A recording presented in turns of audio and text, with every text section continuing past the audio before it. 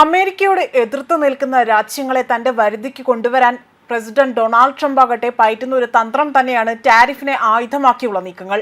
എന്നാൽ ട്രംപിന്റെ പിടിവാശിക്ക് മുന്നിൽ മുട്ടുകുത്താത്ത ഒരേ ഒരു രാജ്യം അത് ഇന്ത്യ തന്നെയാണ്.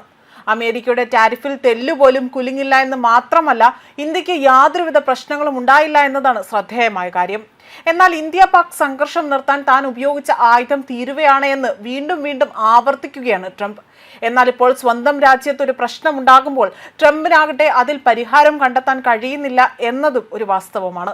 അതിന്റെ അമർഷമാകാം ഇപ്പോൾ മറ്റ് രാജ്യങ്ങൾക്ക് മുൻപിൽ കാണിക്കുന്നതെന്നും വലിയ രീതിയിൽ വിലയിരുത്തപ്പെടുന്നുണ്ട്.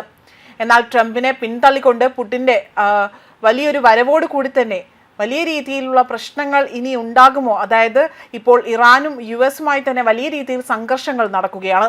അപ്പോൾ റഷ്യ കൂടെ ഈ ഒരു യുദ്ധത്തിലേക്ക് എത്തുന്നതോടുകൂടി മറ്റൊരു വലിയ അതൊരു വലിയ യുദ്ധമായി തന്നെ മാറുമോ എന്നതും ഇവിടെ ഒരു സംശയമായി തന്നെ ഉടലെടുക്കുകയാണ്. അമേരിക്കയുമായി ആണവ ഡീലിലെത്താൻ ഇറാന് 10 ദിവസത്തെ സമയം മാത്രമാണ് ഇപ്പോൾ ട്രംപ് കൊടുത്തിരിക്കുന്നത്. ഇതിനുള്ളിൽ തന്നെ എത്തിയില്ല എങ്കിൽ, അല്ലെങ്കിൽ ഇത്തരം ഒരു രീതിയിലേക്ക് ട്രംപിന്റെ വരുതിക്ക് വഴങ്ങിയില്ല എങ്കിൽ സൈനിക നടപടിയിലേക്ക് കടക്കുമെന്ന് തന്നെയാണ് ഇപ്പോൾ രാജ്യാന്തര അതായത് ഇത്തരത്തിൽ വ്യക്തമാക്കിയിരിക്കുന്നത്. ഇത് പറഞ്ഞതോടുകൂടി തന്നെ രാജ്യാന്തര ക്രൂഡ് ഓയിൽ വില കൂടുതൽ 3 ഇരട്ടിയിലായി തന്നെ അവിടെ മാറുകയാണ് ചെയ്തിരിക്കുന്നത്. അതായത് US ക്രൂഡ് ഓയിലിന്റെ വിലയാകട്ടെ ഇപ്പോൾ ബാരലിന് 0.33% ഉയർന്ന് $66.62 റഷ്യൻ എണ്ണയ്ക്ക് ബദലിന് എന്നോണം തന്നെ ഇന്ത്യൻ കമ്പനികൾ ഇപ്പോൾ ധാരാളമായി വാങ്ങുന്നത് UAE-യുടെ ആ ക്രൂഡ് ഓയിലുകളാണ് എന്നതാണ് മറ്റൊരു വസ്തുത. ഇത് 1.91% കുതിച്ച് $72.08 എത്തിയിരിക്കുകയാണ്. ക്രൂഡ് ഓയിൽ വില ബാരലിന് $60 മുതൽ $65 മുകളിലാണ് എന്നതാണ് ഇന്ത്യയുടെ സാമ്പത്തിക ബാധ്യത, അതായത് വലിയ രീതിയിലുള്ള ഈ കടബാധ്യത കൂട്ടുന്നതും. നിലവിൽ $70 കടന്നുകൊണ്ട് വലിയ തിരിച്ചടിയാണ് ലഭിക്കുന്നത്. ഓഹരി വിപണിക്കും ഇത് വലിയ ആഘാതങ്ങൾ സൃഷ്ടിക്കുന്നു. അമേരിക്കൻ ഭീഷണിക്ക് വഴങ്ങേണ്ടതെന്ന കടുത്ത നിലപാട് തന്നെയാണ് ഇറാൻ സ്വീകരിക്കുന്നത്.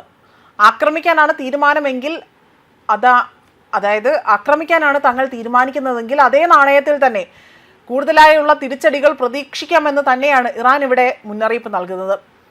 ഹോർമൂസ് കടലിടുക്കിൽ ഇറാന്റെ സൈനികാഭ്യാസം നടത്തുന്നത് യുദ്ധത്തിനുള്ള ഒരുക്കമാണ് എന്ന് തന്നെയാണ് അറിയപ്പെടുന്നത്. ഇന്ത്യയും പാകിസ്ഥാനും തമ്മിലുണ്ടായ സംഘർഷം അവസാനിപ്പിച്ചത് താനാണ് എന്ന അവകാശവാദം വീണ്ടും ആവർത്തിച്ചുറപ്പിച്ചിരിക്കുകയാണ് ഡൊണാൾഡ് ട്രംപ്. ഇന്ത്യയെ സമ്മർദ്ദത്തിലാക്കിക്കൊണ്ട് ഒരു കാര്യം കൂടി ചേർത്ത് പറയുകയും ചെയ്തു. അതായത് 200% ഇറക്കുമതി തീരുവ ചുമത്തുമെന്ന് ഞാൻ ഇന്ത്യയും പാകിസ്ഥാനെയും വിരട്ടുകയും ചെയ്തു. അത് കേട്ടപാടെ തന്നെ അവർ സംഘർഷം അവസാനിപ്പിച്ചുകൊണ്ട് തന്നെ വലിയ രീതിയിൽ ഇരു കൂട്ടരും തമ്മിൽ തന്നെ അനുസരിക്കുകയാണ് ചെയ്തിരിക്കുന്നത്. എന്നാൽ ഇപ്പോൾ ഇറാൻ US സംഘർഷം വന്നപ്പോൾ സ്വന്തം രാജ്യത്തെ കൂടുതൽ വെട്ടിലാക്കിക്കൊണ്ട് ഇറാനുമേൽ വലിയ കടുത്ത സമ്മർദ്ദങ്ങൾ ചെലുത്താൻ ട്രംപ് മുതിരുകയും ചെയ്തു. ആണവ യുദ്ധത്തിലേക്ക് നീങ്ങിയിരുന്ന ഒരു സംഘർഷമാണ് താൻ അവസാനിപ്പിച്ചത്. അതായത് ഇന്ത്യ പാകിസ്ഥാൻ സംഘർഷത്തെ എടുത്തു പറഞ്ഞുകൊണ്ടാണ് ഇത് സംസാരിക്കുന്നത്. അങ്ങനെ സംഭവിച്ചിരുന്നുവെങ്കിൽ 25 കോടി പേർ മരിക്കുമായിരുന്നുവെന്നും യുദ്ധം ഒഴിവാക്കിയതിന് പാകിസ്ഥാൻ പ്രധാനമന്ത്രി ഷെഹബാസ് ഷെരീഫ് തന്നോട് നന്ദി പറഞ്ഞതായും ട്രംപ് ഇവിടെ വ്യക്തമാക്കുകയും ചെയ്തിരിക്കുന്നു. അതേപോലെ ഗാസ ബോർഡ് ഓഫ് പീസ് യോഗത്തിൽ സംസാരിക്കുമ്പോൾ പോലും ഇന്ത്യ പാക് യുദ്ധം താനാണ് അവസാനിപ്പിച്ചതെന്ന ക്രെഡിറ്റ് അതെടുക്കാൻ വീണ്ടും ആ വാദം ആവർത്തിച്ചുറപ്പിച്ച് പറയുകയാണ് ചെയ്തിരിക്കുന്നത്. എന്നാൽ അതേസമയം സംഘർഷം അവസാനിപ്പിച്ചതിന് പിന്നാലെ ഒരു 3ാം കക്ഷി ഇടപെടൽ ഇല്ല എന്ന വാദത്തിൽ തന്നെ ഉറച്ചു നിൽക്കുകയാണ് ഇന്ത്യ. ന്യൂസ് ഡെസ്ക് കർമ്മ ന്യൂസ്.